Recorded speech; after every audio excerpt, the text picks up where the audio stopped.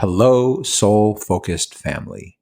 This is Martin, and I'm so excited, beyond excited, because I always say I'm excited. I'm beyond excited to present a new man, masculinity in American prisons and policing.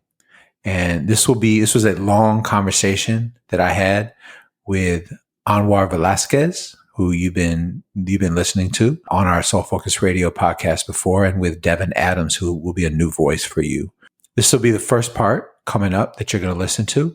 Just the long conversation that we had covers such a wide range of topics and really looks at how violence and masculinity and being a man have been so closely tied together in so many different ways.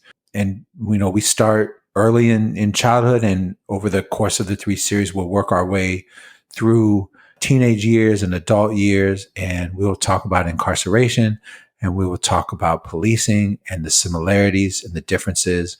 And, what I really want to say to you all to frame this is that at Soul Focus Group, we talk about this concept of moving from ego to power. And when we say ego, we're really talking about false self. We're not talking about the idea of just like a big head, right? Or being arrogant. So when we say moving from ego to power, what we're really saying is moving away from our false self to being connected to our true self. Another way of saying it as you listen to these episodes is think about the idea of moving away from fighting to creating.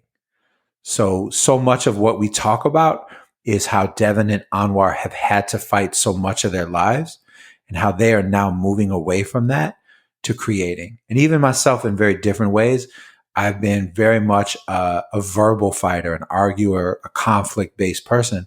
And I'm also now transitioning to a place of creating. So when we use the terminology moving from ego to power, what we're really talking about, in this case, we're talking about many different things.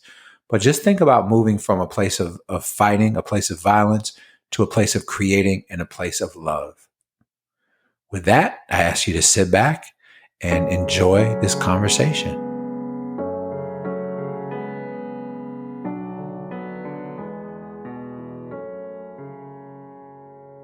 Hey, everybody, and welcome back to another episode of Soul Focused Radio.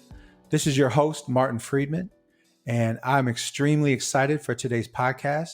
I'm joined by a voice that is familiar to you, and I'm joined by a new voice today.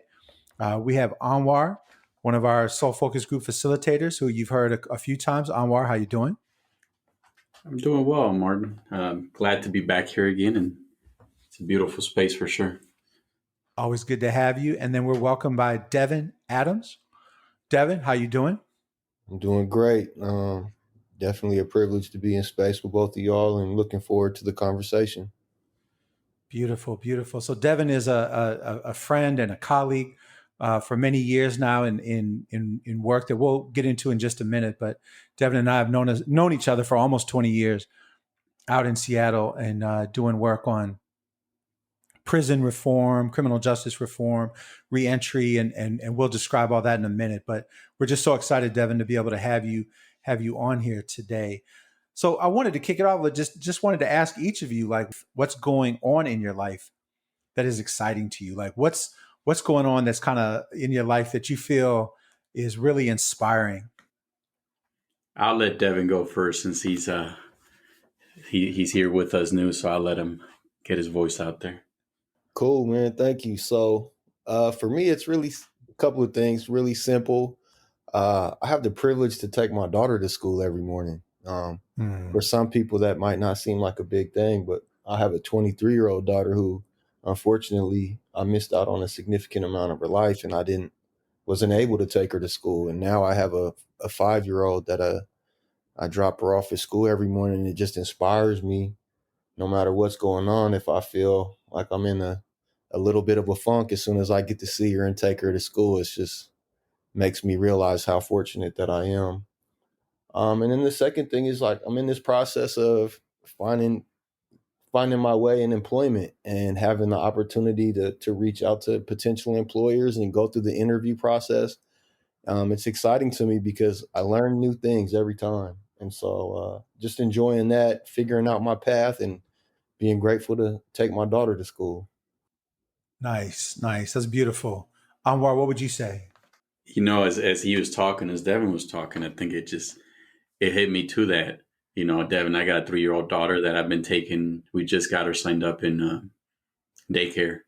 So I've had the opportunity. I'm the one that takes her to daycare before I go to school, to work.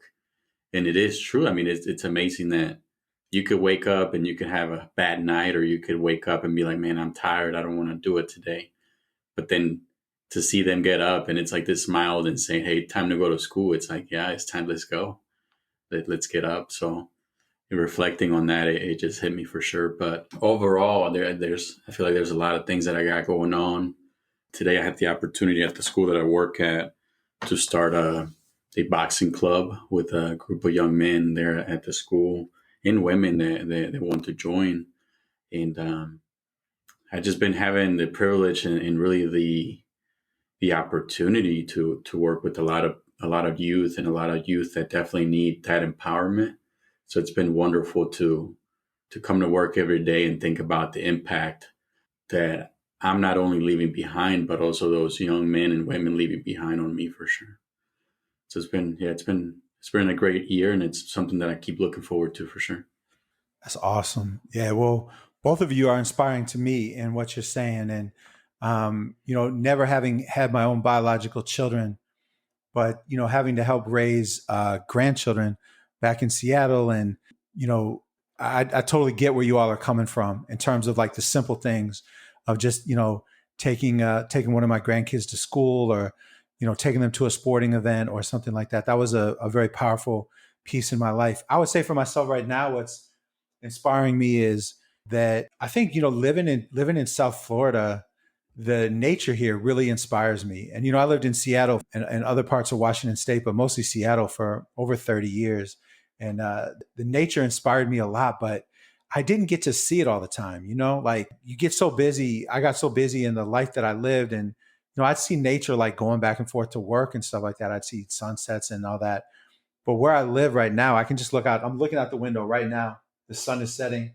And I mean, I just have this amazing like southern and western exposure, and just like the nature out here is really inspirational. I'm not like the big nature person either, but I've really just come to appreciate that. The ocean, the palm trees, the sunset. It's incredible. And being able to just be outside in shorts and a t-shirt this time of year is pretty nice too.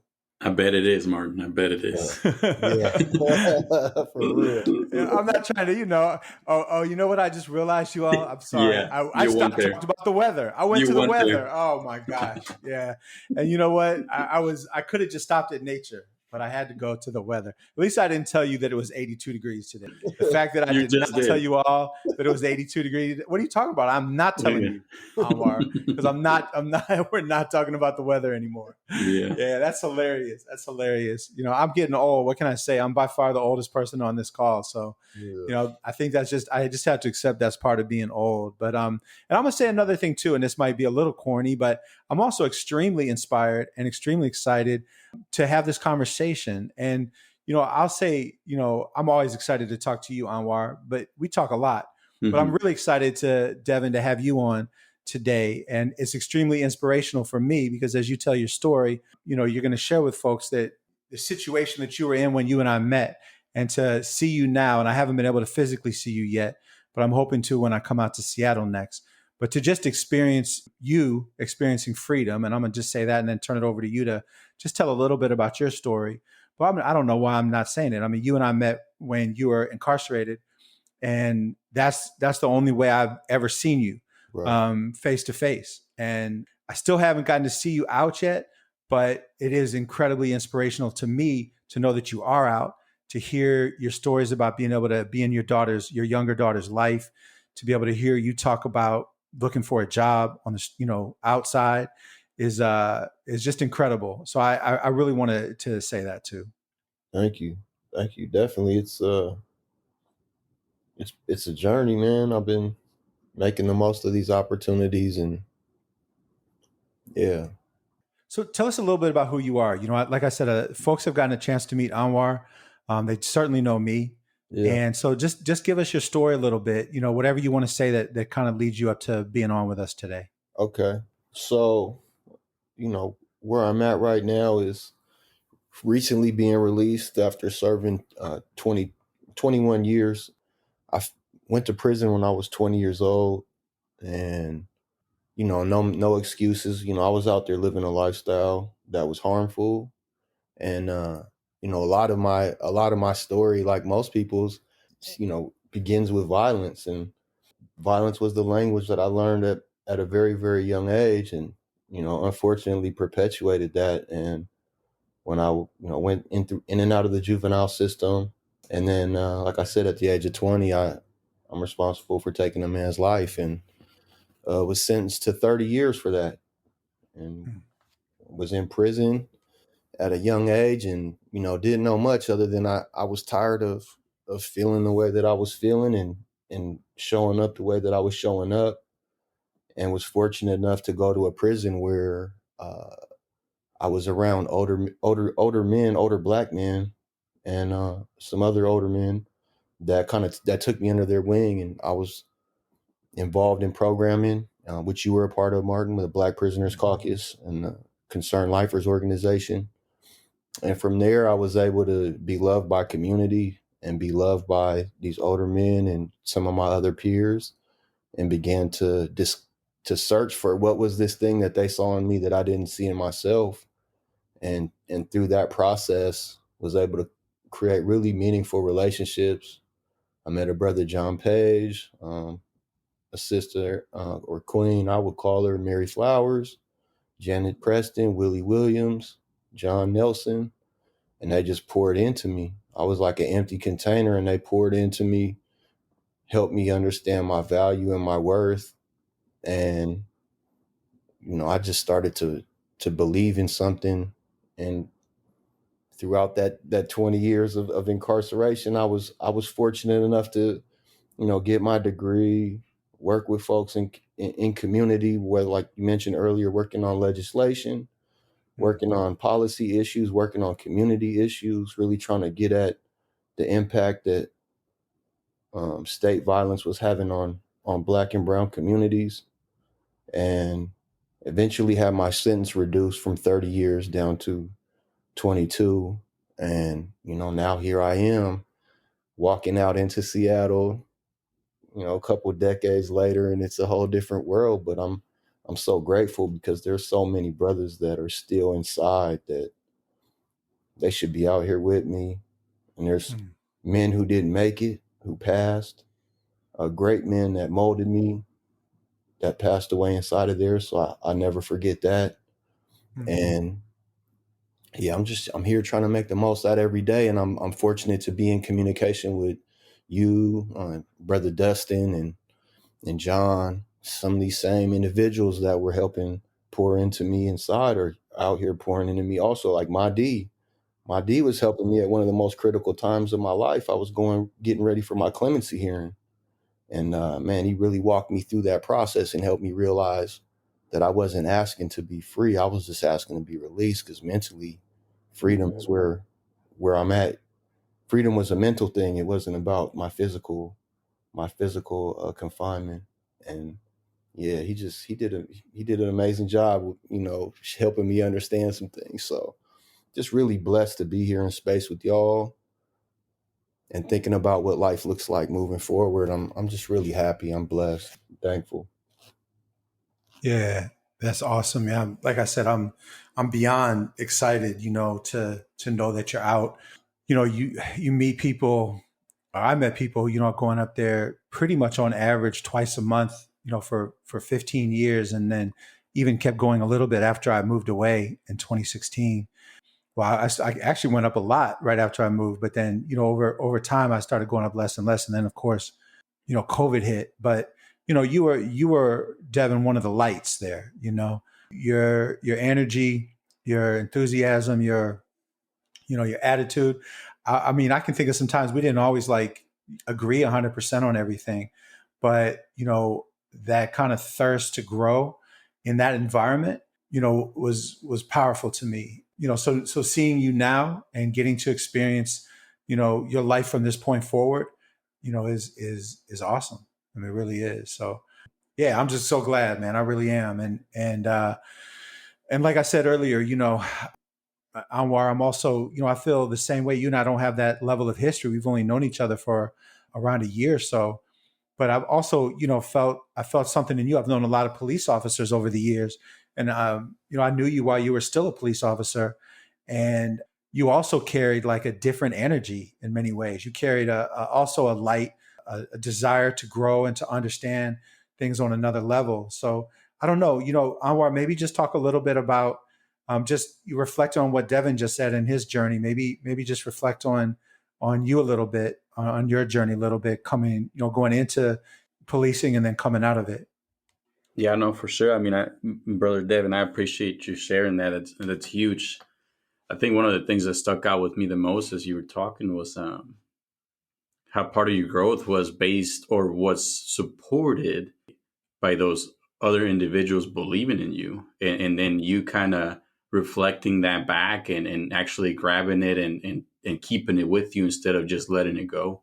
I feel like, Martin, the side of the officer that you saw later on was a side that was functioning from a place of truly believing in myself instead of believing really how an officer should be. And earlier on in my career, I think I was functioning from that place, and I never really fully thought how detrimental that could have been to the communities, and that probably was to the communities that I was working at too. But yeah, so I mean, I went into law enforcement when I was 20 years old.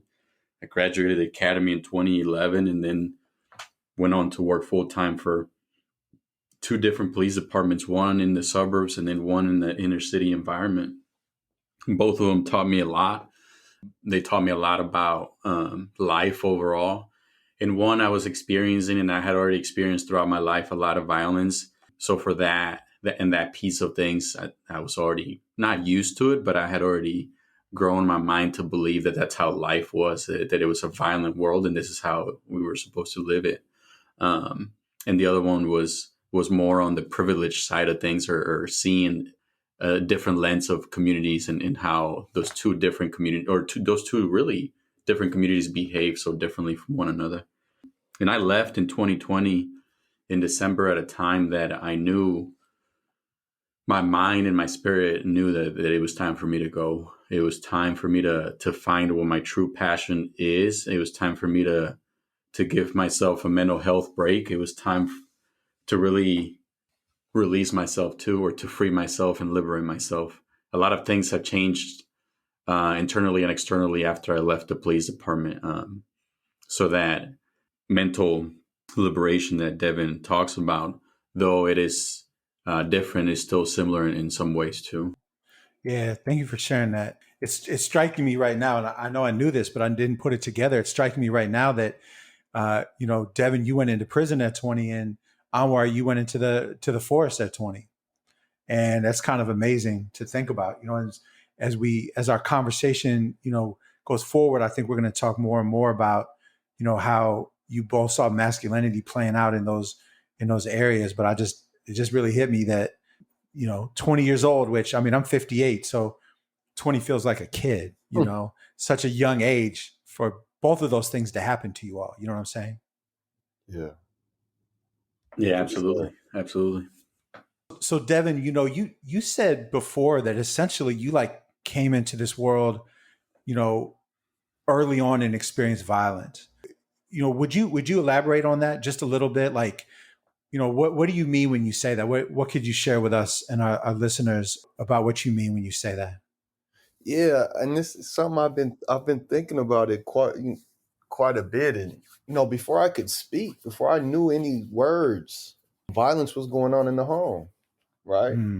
And so the only thing that I mean, my mother was very nurturing and loving, and unfortunately, my father was suffering from PTSD. He was a Vietnam vet, trying to find his way as a black man in the space in the 80s, and all this stuff that he had experienced prior to even being in a relationship with my mother. And so, his struggle was also with violence, and it just kind of it was perpetuating itself in that space with him and my mom. And that's what I saw, was him abusing my mother and abusing me. And so that was the one thing that was consistent that I learned as a response, as a body language, was that fight or flight scenario. And so it was the response for me that came natural when I didn't have the words for something, before I could articulate anything or express anything. Violence became the way that I moved. And so that's why I say, like, it was the first language that I learned. And then that continued on as a child, and then as a young person. And what I saw in spaces was that it was reinforced, right? Like, that was what was actually the expectation as a teenager. When there was conflict, there was no expectation of talking it out or engaging in conflict resolution with, words. It was fisticuffs, or it was some sense of intimidation. And so everywhere I went as a child, it was reinforced. Violence was reinforced. And I mean, even within the school system, punishment, all of these things were constant. And so I think that was what was reinforced for me throughout my childhood, as the way to deal with any situation that I was experiencing that was uncomfortable, and I didn't have the words to work through that challenge. It would eventually turn to violence. And so it sounds to me like that's what your association with men was. Like Absolutely. anger and violence. Like, so nobody even had to sit you down and say what it meant to be a man. It sounds like that's what it meant to you to be a man right away. Absolutely. And as we're talking about this too, my parents got divorced when I was about 5. But then in the absence of my father, being in space, I would be in spaces where, again, whether that's in the streets or around other men, where that was the expectation. If somebody does something to you or says something to you, there has to be a consequence. And it wasn't a conversation, it was violence. So that becomes, to me, what it means to be a man, right? And the consequence of not doing those things is that you're not a man. And then there's a punishment for that. So even at times where you might not necessarily want to act out, the expectation or the consequence of not acting out becomes a motivating force. Yeah, that sounds like one of the stories that my D told us early on, when he told his uncles that he didn't fight. They made him turn around and go fight. Yeah. That it wasn't even like a thing. Anwar, you want to just share what your experience was in terms of that early language and that early experience of what you witnessed being a man was. Yeah. So two things. One, I think going back to some of our past conversations, similar to Devon, growing up, not only in what I observed as a physically violent household, but also in a physically violent community, environment, and country as a whole. When I growing up in Mexico, I think that was introduced to me early on. That was introduced to me as a part of my, really, those days when, again, our brains are like little sponges. So as Devon here, as Devon is talking about it just hit me too, that why is it about us, about human beings, that we almost hold on to things that aren't explicitly taught to us, right? Like, that's just so detrimental. And to think about how we held on to that more than math or science or English or biology, right? That we held on to things that weren't really being taught, because nobody taught me that it was okay to hit my mom, that it was okay to be hit, or that when I asked for help in my math homework and my dad got frustrated, that it was okay to like slam my face on the table. So none of those things were taught to me, but for some reason growing up, I thought this is what it is. I mean, this is how we have to behave. And it just becomes that process of connecting almost those dots that should have never been there to begin with. So it's, yeah, for me, similarly, I mean, I think I got, although that was a lot of the implicit, I also got some explicit messaging on how women were viewed and how men were supposed to treat women. how men were supposed to view homosexuality. I did receive a lot of explicit messages around that. So overall, my messages around being a man were those that that I never truly asked myself how detrimental they would be to myself growing up and becoming a man later in my life either. Yeah. Thank you both for sharing that. One of the things that's really hitting me right now, I'm the only white person on this call. And so of course, you both know, and all our listeners know, I've been doing work around racism and having that identity as anti-racist white person for almost 30 years now. And so, I talk a lot about privilege that I've had for being white or advantages.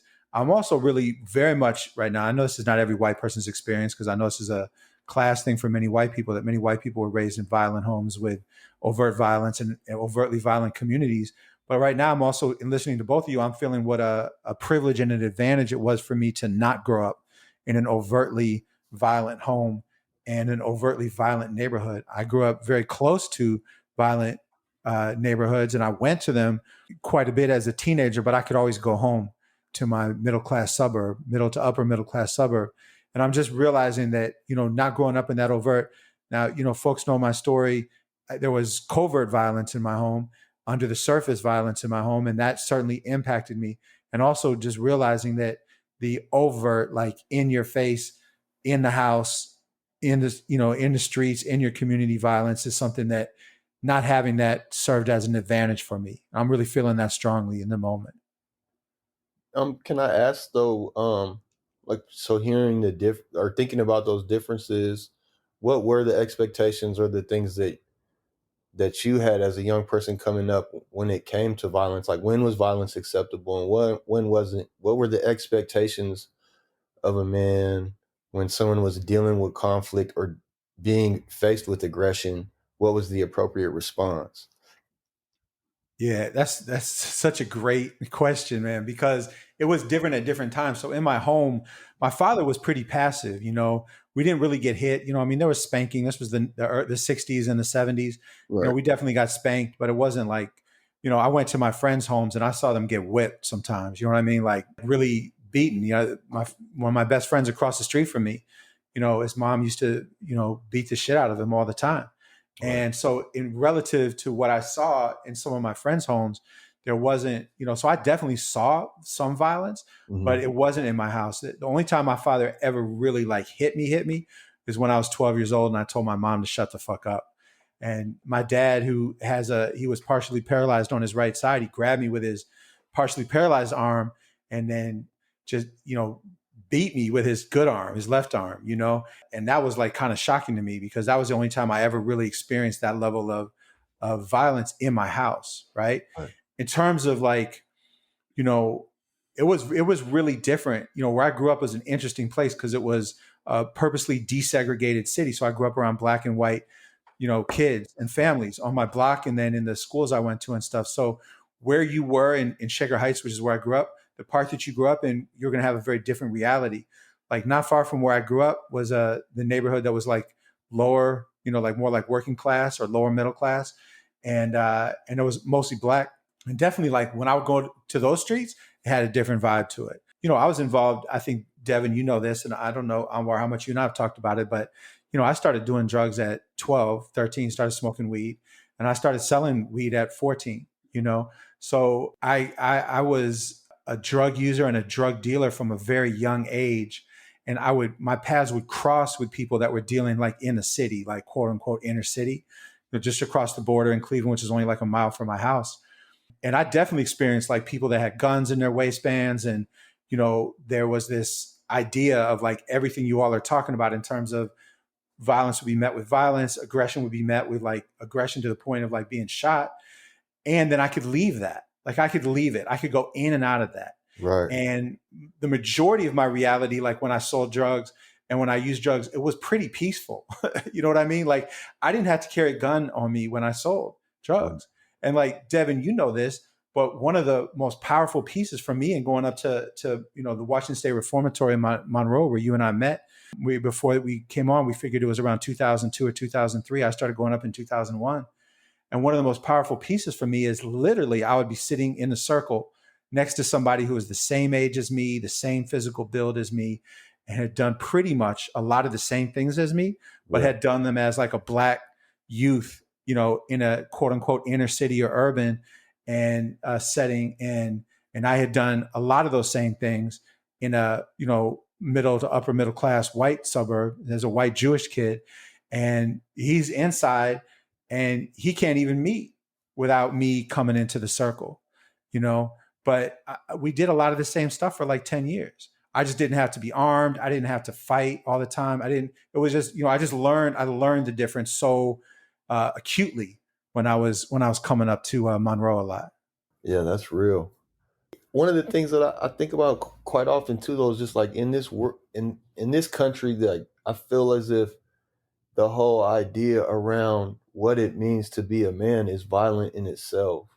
Right. Mm-hmm. And so like when I'm hearing your experience or my experience or Anwar's experience, at the end of the day, like we're told by society what it means to be a man, and that in itself is violent, right? And then when you start taking away resources from certain communities and employment, like all of the things that people, so that people can have their basic needs met, it just gets more violent, right? Because that's a response to not having access to the things you need and then being criminalized for not having those needs met. But no matter what side, whether you're resourced or whether you're not resourced, like when it comes to manhood in this country, I feel like that it's all about violence, and the consequence of not being that man is violent in itself, which kind of keeps people in a box of what it means to be a man. Yeah. And I agree with you, Devin. I do think about it quite often too. Like how often are women having these conversations? I mean, I remember as a young kid and growing up as a young adult, like having conversations about who we fought, how many times we fought. There's just violent conversations. So when I think about like on the reverse, like are women talking about this at all? Or like, what are they talking about? One, and then why is it that we have to find this need to talk about this stuff, even in our own groups of friends who we count as friends or who we trust, but we can't seem to get out of this mindset of who fought the most, who beat some ass the most, or who got whooped the most. You know what I mean? Right. Like, yeah, it's just at times it's just mind boggling to me.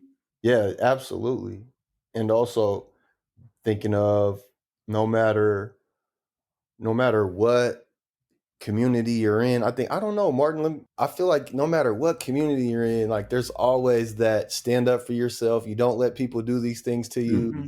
And your response should be at some point in time, even if you try to talk through it, if ultimately that person, you don't come to resolution, then you go to your hands, right? Yeah. I mean, Yeah, no, I know I that hear some people are like, they have law, like they can call the police, and like that's totally acceptable. But I think even in all spaces, there's that expectation at some point in time, like violence is something that you will end up.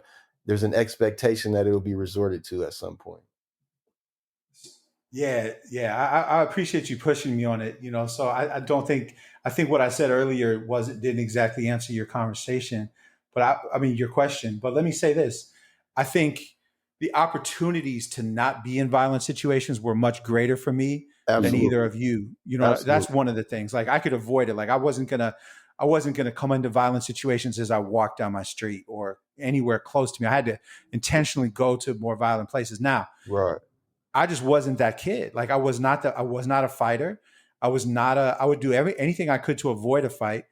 My orientation as a white Jewish, Ashkenazi Jewish kid, man, in the era that I grew up, which was the 60s, which was post-European Holocaust, like we were basically considered to be like wussies, you know what I mean? Right. Or worse, pussies, or, Right. called a faggot. I mean, I was not running with, I mean, I shouldn't say that because I did run with those guys sometimes, but it was never like, I was never the one you were going to look to in a fight. Like I was not a fighter, and I was going to do what I could to avoid fights. So was that expectation there? Absolutely. You said something that hit me so powerfully. When you aren't able to defend yourself in the way that you've been told a man is supposed to, that's also violent against the person. I don't know if I heard you say exactly that, but that's how I interpreted it. Because it was violent for me to basically be walking around not feeling like, and of course there were times I did have to fight, and all that stuff. And as at a pretty young age, I got to be pretty big, which was helpful for me. Right. But to be really truthful, I didn't really learn how to fight till I was in my 50s. And I started going to martial arts. And so I have made it through most of my life without having to really be in that position that you said. So I agree with you that I was socialized that way. But I also, my D calls it gladiators. Yeah. But I would say there was different levels of gladiators. I was like towards the back, I stayed as far back of the gladiator line as I could stay, but I was conscious that I was doing it. And I felt like my manhood would be questioned because of it. So in that way, I agree with you 100% in what you're saying. Yeah. Yeah. And what I was trying to point out was that like manhood is reinforced by violence. So like you just pointed it out, you said I was called all of these names. And that was because you weren't responding in the way the people around you had the expectation of, right? And so if you aren't doing this thing, if you're not responding in a certain way, then you're not a man. And now you're on the outside of what it means to be a man, which is all of those things which are essentially feminine, right? Or otherized. And what that does is it makes you want to be back inside of that circular space. And the only way you can get back in that circular space is violence, right? Is to act out in a way that will get people to accept you again. So like, oh, I had to fight. I had to get to this place where, people would respect me. So I had to respond a certain way. And I think like that's really what upholds what you want to call toxic masculinity or whatever, because it really keeps you from digging into what's really going on emotionally and working through things in a way that's like life affirming and healthy. And it doesn't matter what community you come from, it's present. And I think the problem is in Black and brown communities, it is magnified in like this expectation. And then the fact when you can't access resources to change your circumstances or your situation, it's intensified, right? And, having to grow up, whether you're in Texas or you're in Washington or you're in Cleveland, having to grow up knowing that there's actually systems in place trying to harm you keeps people in survival strategies where they have to act out in violence and be even tougher, right? Just makes it even that much harder to get away from the idea that being a man shouldn't be associated with violence. Wow, that was really powerful. Hope you all enjoyed that as much as I did. I just listened back to it, and I'm really struck by the power in that conversation. And really, we're just getting going too. I can't wait for you all to listen to parts 2 and part 3. But what really stood out to me was Devon talking about, in many ways, his first language was violence. Violence became his first language, and then associating that violence to things that happen externally. And that the state sets up a violent paradigm for all of us. And then in this conversation, we're talking specifically about how it sets up for men, right? And I love his last line that he said that makes it even harder to get away from the idea that being a man shouldn't be associated with violence, when we get all these external messages that then become internal messages.